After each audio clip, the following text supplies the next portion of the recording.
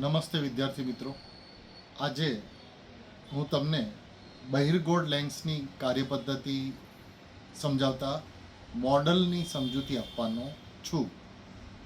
સૌથી પહેલાં શિક્ષક મિત્રોને વિનંતી કે જ્યારે તમે આ મોડલનો ઉપયોગ કરો ત્યારે એ મોડલને 5 મિનિટથી વધારે ચાલુ રાખવું નહીં.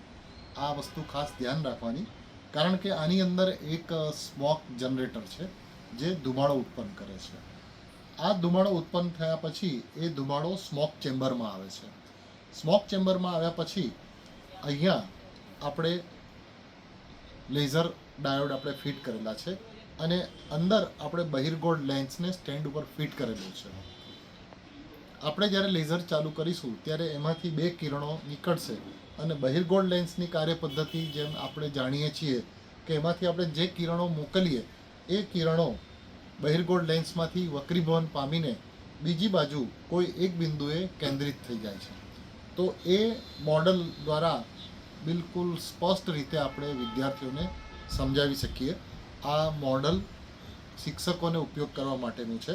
તો હવે આપણે એને ચાલુ કરીએ છીએ. હું એને ચાલુ કરું છું.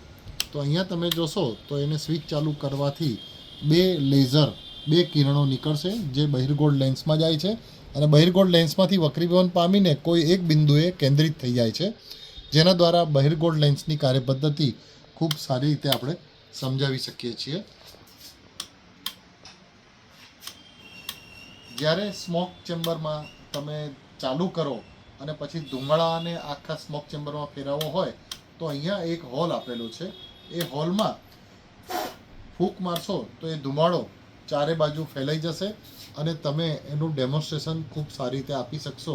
અહીંયા તમે જોશો તો ધ્યાનથી તમને એ વસ્તુ જોવા મળશે. ખૂબ નજીકથી આપણે જોઈશું તો તમને તરત ખ્યાલ આવશે. તો ખૂબ સુંદર રીતે આ ડેમો આપણે આના મદદથી બતાવી શકીએ છીએ. આભાર.